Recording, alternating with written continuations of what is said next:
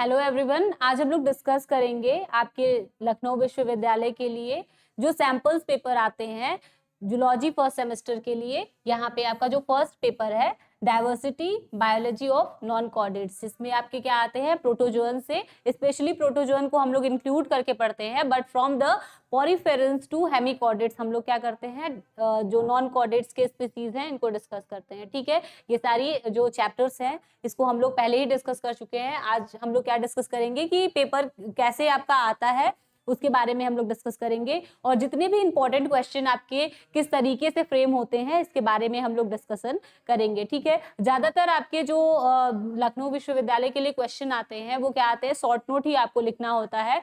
तो आज के इस वीडियो में मैं आपको पहले तो ये बताऊंगी कि क्वेश्चन को कैसे अटेम्प्ट करना है, उसके शॉर्ट नोट आंसर लिखने का तरीका क्या होता है, और इसके पहले भी बहुत सारे वीडियोस में मैंने ये चीज बोल रखा है कि क्वेश्चंस को लिखने का क्या तरीका होता है। पहले अगर आप जूलॉजी की बात करें या बॉटनी की बात कर रहे हैं तो पहली चीज तो आप डायग्राम, बिना डायग्राम के आप कोई क्वेश्चन अगर कोशिश करिए कि आपके जो बायोलॉजी होता है या जूलॉजी बॉटनी का जो पार्ट है इसमें आपको डायग्राम तो बनाना ही है। दूसरी चीज आपको क्या होती है, कोशिश ये करिए कि जब भी कोई डायग्राम बना रहे हैं तो वेल लेबल डायग्राम हो, मतलब आप क्या क्या डायग्राम में बनाए हैं उन चीजों को पता होना चाहिए। ठीक है, कि आपने स्पर्मेथिका कहाँ बनाया है, ठीक है, कि जो आपके स्पर्म स्टोर कर रहे हैं, या फिर आपने टेस्टिस कहाँ बनाया है, ओवरी कहाँ बनाया है। ठीक है, अगर डाइजेस्टिव सिस्टम ही बना रहे हैं तो फेरिंक्स, ओएसोफेगस, ये सारी चीजें आपको पता होनी चाहिए कि आप कैसे लेके जा रहे हैं उसको। ठीक है, तो ये आपका होता है एक वेल लेबल डायग्राम। ठीक है, दूसरी चीज क्या होती है, हेडिंग और सब हेडिंग का यूज बहुत अच्छे से करना है।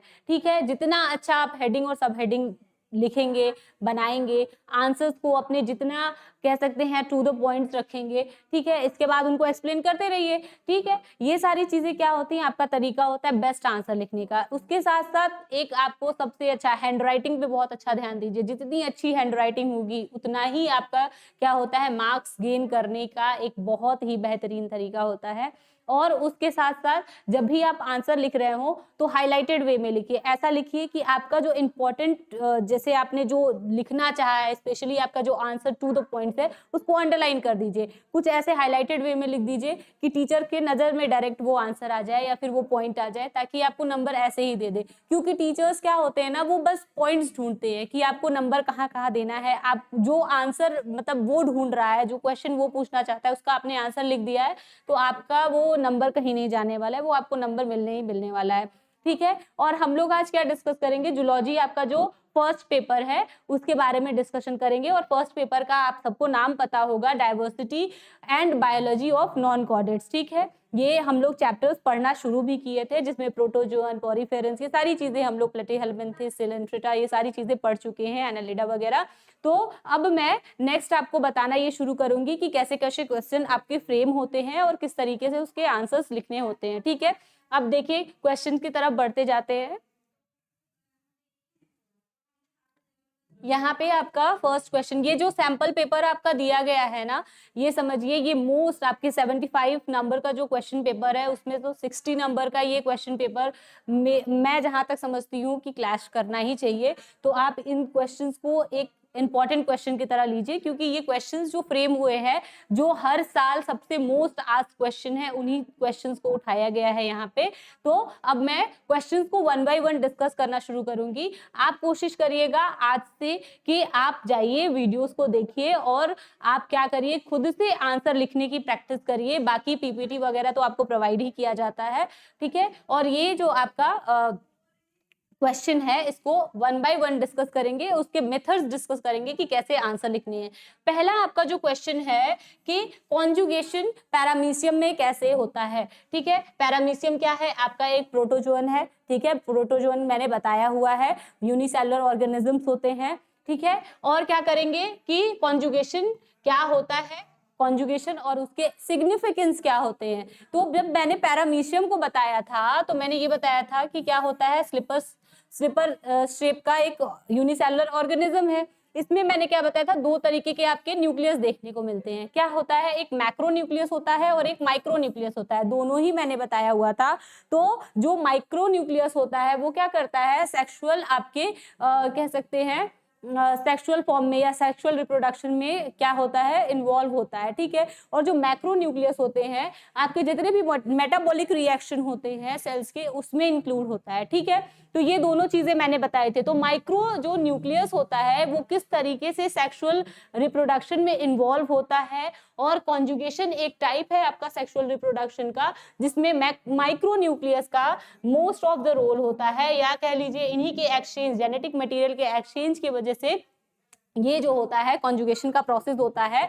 ये आपको पैरामीशियम में देखना है, जानना है, पढ़ना है, और इसके बाद इसके आंसर्स को लिखना है। दूसरी चीज क्या है कि इसका सिग्निफिकेंस क्या होता है, तो जब भी आप जेनेटिक मटेरियल का एक्सचेंज देखने की कोशिश करते हैं तो वहां पे क्या होता है कि आपका कहीं ना कहीं जो नेक्स्ट जनरेशन आ रही है उनके जेनेटिक मटेरियल में आपको वेरिएशन दिखेगा। तो आप ये कह सकते हैं कि वेरिएशन अगर करना हो, स्पीसीज में वेरिएशन लाना हो, ठीक है, तो आपका क्या होना चाहिए, जेनेटिक मटेरियल का एक्सचेंज होना चाहिए, रिकॉम्बिनेशन होना चाहिए। और ये जो कॉन्जुगेशन है एक मेथड है सेक्सुअल रिप्रोडक्शन का, जहां पे आपके दो डिफरेंट पेरेंट्स इन्वॉल्व होते हैं क्या करने के लिए, नेक्स्ट जनरेशन को बढ़ाने के लिए या बनाने के लिए, ठीक है। तो आपका पैरामीशियम का ये आपका कॉन्जुगेशन वाला जो है क्वेश्चन मोस्ट इंपॉर्टेंट क्वेश्चन है, हर साल लगभग पूछ देता है, ठीक है। इसके बाद जो नेक्स्ट क्वेश्चन है कैनाल सिस्टम इन पॉरीफेरेंस। ये कैनाल सिस्टम पॉरीफेरेंस का इसका इंपॉर्टेंस क्या होता है, पॉरीफेरेंस में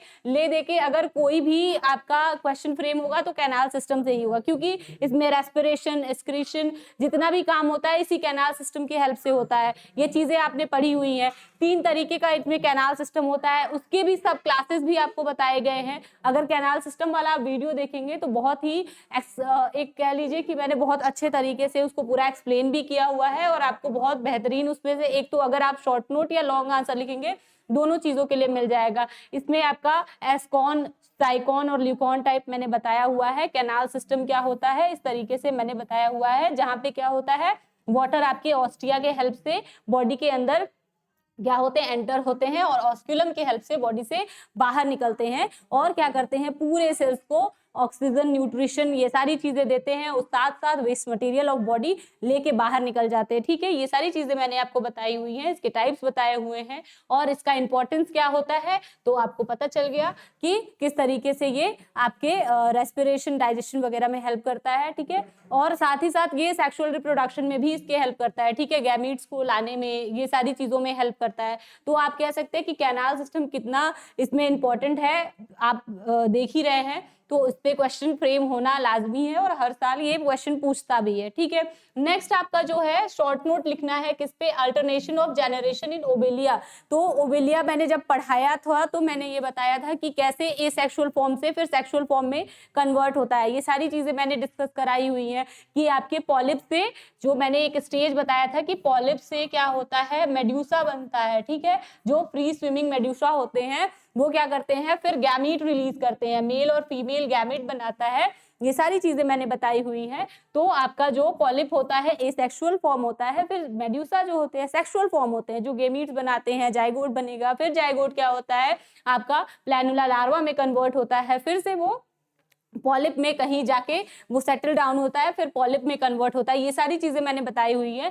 तो आपका क्या होता है, इसी को बोलते हैं एसेक्सुअल से सेक्सुअल फॉर्म में फिर सेक्सुअल से एसेक्सुअल फॉर्म का बनना, इसी को क्या बोलते हैं, अल्टरनेशन ऑफ जनरेशन बोलते हैं। ये ओवेलिया में आपका शॉर्ट नोट हर टाइम पूछा जाता है। फिर आपका एक आता है जो सेकंड है कोरल रीफ। कोरल रीफ का फॉर्मेशन भी आपके कहाँ होते हैं, सिलेंट्रेट्स में ही होते हैं। मोस्ट इंपॉर्टेंट चीज है कोरल रीफ क्या होता है, आपके बहुत सारे जो एनिमल जो होते हैं, वाटर एनिमल्स होते हैं, उनके लिए ये कहीं ना कहीं क्या करता है, उनको शेल्टर देने का काम करता है, ठीक है। ये मैंने आपको बताया था कि पॉलिप में 2 आपके क्या होते हैं, लेयर्स होते हैं, ठीक है, जिसमें एक पेरीसार्क होता है और एक सीनोसार्क होता है। सीनोसार्क क्या करता है, पेरीसार्क मैंने क्या बताया था, आउटर लेयर जो बताया था वो क्या होता है, काइटिनियस होता है, लेकिन जो इनर सीनोसार्क होता है वो क्या करता है, वो भी एक्सोस्केलेटन सिक्रीट करता है, जिसको जो क्या होता है कैल्शियम कार्बोनेट का बना हुआ होता है। और इसी कैल्शियम कार्बोनेट के डिपोजिशन के वजह से क्या होता है, कोरल रीफ का फॉर्मेशन होता है।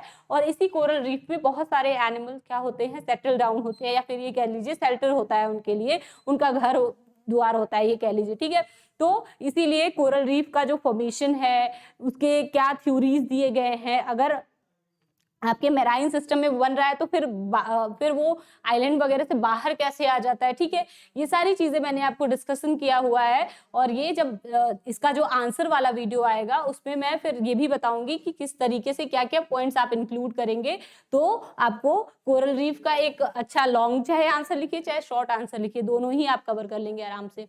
इसके बाद आपका जो फोर्थ शॉर्ट नोट वाला वीडियो है, इसमें रिप्रोडक्टिव सिस्टम ऑफ फ्लैसियोला हेपेटिका, ये भी मैंने बहुत इंटरेस्टिंग तरीके से बताया हुआ है। आप फ्लैसियोला हेपेटिका जो फ्लैटी हेल्मिन्थिस का एक मेंबर है, इसके बारे में मैंने आपको बताया हुआ है। ये क्या होते हैं, हर्माफ्रोडाइट्स होते हैं, ये सारी चीजें मैंने आपको डिस्कस कराई हुई है। ये आप एक बार देखिएगा कि मेल और फीमेल इसमें कहाँ पे टेस्टिस होता है, ओवरी होता है, किस तरीके से फर्टिलाइजेशन होता है। भले ही हर्माफ्रोडाइट होते हैं फिर भी they use to follow cross fertilisation, ये सारी चीजें मैंने आपको बताई हुई है, ठीक है। पैरासिटिक एडेप्टेशन इन एस्केल्मिन्थिस, जितने भी एस्केल्मिन्थिस होते हैं ना, इसमें सारे क्या होते हैं, आपके पैरासाइट्स होते हैं। तो क्या क्या इनमें पैरासिटिक एडेप्टेशन होता है इस बारे में, जैसे राउंड वर्म, स्कैरस वगैरह जो होते हैं, इसी को क्या बोलते हैं, एस्केल्मिन्थिस बोलते हैं। तो इनमें क्या आपका स्कैरिस आपको पता है कि स्मॉल इंटेस्टाइन में जाके फीड करता है या फिर उन सेल्स को क्या करता है, बर्बाद करने का काम करता है। ये सारी चीजें मैंने आपको बताई हुई हैं एस्केल्मिन्थिस वाले वीडियो में।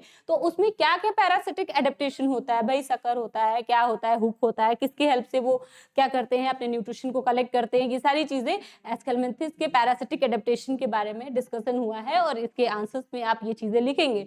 इसके बाद आपका जो सेकेंड है क्वेश्चन है, शॉर्ट नोट किस पे लिखना है, रिप्रोडक्टिव ऑर्गन ऑफ लीच। तो एनालिड्स जब पढ़ेंगे तो अर्थवॉर्म और नेरेस, इसके बाद लीच, तीनों के ही रिप्रोडक्टिव सिस्टम बहुत इंपॉर्टेंट है। यहाँ पे आपका लीच दिया हुआ है, बट आप क्या कोशिश करिएगा कि अर्थवॉर्म और नेरेस और लीच, जब मैं आंसर डिस्कशन कराऊंगी तो मैं तीनों के तीनों को बताऊंगी कि किस तरीके से हर्माफ्रोडाइट्स लीच भी होते हैं, जिसमें मेल और फीमेल आपको सेक्स ऑर्गन एक ही में देखने को मिलता है, लेकिन इनमें भी क्या होता है, क्रॉस फर्टिलाइजेशन होता है। मतलब किसी अदर एक अगर मेल जो है आपका, हाँ होते भी हैं, प्रोटोएंड्री होते हैं, इसके मेल जो होते हैं वो जल्दी मैच्योर हो जाते हैं, मतलब वो जल्दी से अपना गेमीट क्या करते हैं दूसरे फीमेल बॉडी में, या फिर ये कह लीजिए दूसरे लीच के बॉडी में क्या करते हैं, ट्रांसफर करने की कोशिश करते हैं, ठीक है। तो किस तरीके से ये हर्माफ्रोडाइट हैं फिर भी क्रॉस फर्टिलाइजेशन कर रहे हैं, ये सारी चीजें हम लोग जब आंसर डिस्कस करेंगे उस टाइम पे मैं बता दूंगी, ठीक है।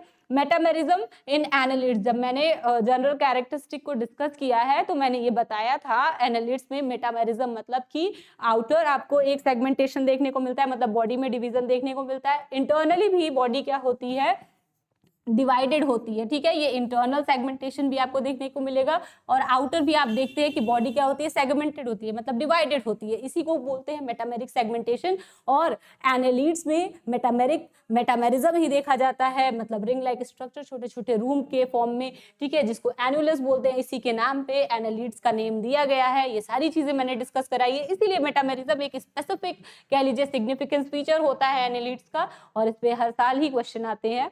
नेक्स्ट हम लोग डिस्कस क्या करेंगे, जो आपके लार्वल फॉर्म्स होते हैं किसमें, पैल्मियन में, ठीक है। पैल्मियन क्या होता है, प्रॉन को बोलते हैं, ठीक है।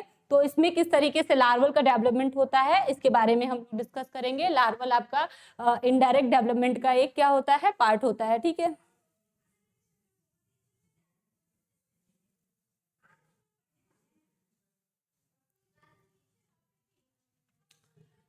दूसरा क्या है, शॉर्ट नोट हम लोग लिखना शुरू करेंगे किसके ऊपर, पहले तो ये आपका दिया है रेस्पिरेशन इन एक्वेटिक इंसेक्ट्स, मतलब जितने भी इंसेक्ट्स आपके एक्वेटिक में हैं उनमें किस तरीके से रेस्पिरेशन होता है इसके बारे में हम लोग डिस्कस करेंगे, ठीक है। और माउथ पार्ट जो होता है इंसेक्ट्स का मोस्ट इंपॉर्टेंट, एक आपका कह सकते हैं कि इंसेक्ट्स में दो तीन चीजें बहुत इंपॉर्टेंट है। एक तो पहले इसमें कैसे बॉडी जो है डिवाइड हुई है, दूसरा चीज रेस्पिरेशन, और तीसरा चीज माउथ के पार्ट्स कैसे कैसे होते हैं, किस तरीके से ये फीडिंग को फॉलो करते हैं, मतलब इनको अपना न्यूट्रिशन लेना हो तो किस किस तरीके से ये न्यूट्रिशन लेते हैं, इन सारी चीजों के बारे में हम लोग इंसेक्ट्स में डिस्कस करते हैं, ठीक है। और इसमें मोस्ट इंपॉर्टेंट क्वेश्चन आपके यहीं से फ्रेम होते हैं, या तो आपके माउथ पार्ट के बारे में पूछ लेगा, रेस्पिरेशन के बारे में पूछ लेगा, या फिर उनके बॉडी के सेगमेंटेशन, किस सेगमेंट्स में कौन सा पार्ट पड़ा हुआ होता है, ये सारी चीजें पूछ लेगा, ठीक है। अब आपका जो रिप्रोडक्शन इन पाइला है, जो एक मोलस्कन का स्पीसीज है, इसके बारे में हम लोग डिस्कस करेंगे कि किस तरीके से आपके पाइला में रिप्रोडक्शन होता है, ठीक है।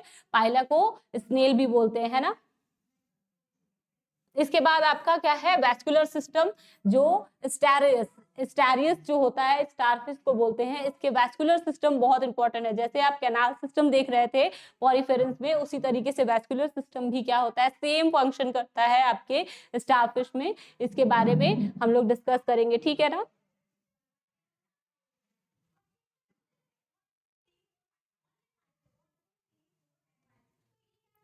इसके बाद आपका नेक्स्ट क्या है कि शॉर्ट नोट किस पे लिखना है, डेवलपमेंट ऑफ लैमिलिडेंस। डेवलपमेंट ऑफ लैमिलिडेंस मतलब जो आपके लार्वल डेवलपमेंट होते हैं, ठीक है। इसमें क्या होता है, बहुत सारे आपके ये मोलस्कन का स्पीसीज है जिसको यूनियो बोलते हैं, ठीक है, इसका यूनियो, ठीक है। ये क्या होता है, इसका साइंटिफिक नेम लैमिलिडेंस है। इसके बारे में हम लोग डिस्कशन करेंगे कि कैसे इसमें लार्वल डेवलपमेंट होता है, ठीक है। ये और फिर इसके बाद डेवलपमेंट ऑफ बेलेंग्लोग्लोनस जो होता है आपका, ये क्या होता है, हेमिकॉर्डेट्स के स्पीसीज होते हैं। इसका कैसे जो होता है फॉर्मेशन होता है टॉर्नेरिया का, जो इसका लार्वा होता है, इसके बारे में हम लोग डिस्कस करेंगे, ठीक है। तो जब आपका आंसर की इसके जब नेक्स्ट वीडियो कल से हम लोग डिस्कस करना शुरू करेंगे, तो उसमें हम सारी चीजें ये बताएंगे कि किस तरीके से आपको आंसर लिखना है, क्या क्या डेवलपमेंट किस तरीके से होता है, और आंसर में आप क्या क्या इंक्लूड करेंगे, ठीक है। ये जो जितने भी क्वेश्चंस है, आज आप बैठिएगा और खुद से एक कॉपी नोट्स लीजिएगा, उस पर लिखना शुरू करिएगा आंसर्स को, और कल मैं जो आंसर बताऊंगी उसमें आप जो भी आपके पॉइंट्स छूट गए होंगे उनको भी इंक्लूड करने की कोशिश करिएगा, और इसके बाद अपने अगर एक्स्ट्रा पॉइंट्स आपने लिखा हुआ है तो वो भी आपके लिए बहुत हेल्पफुल होगी। Thank you so much. अब आपके जो नेक्स्ट वीडियो होंगे उसमें मैं आंसर डिस्कशन करूंगी, ठीक है।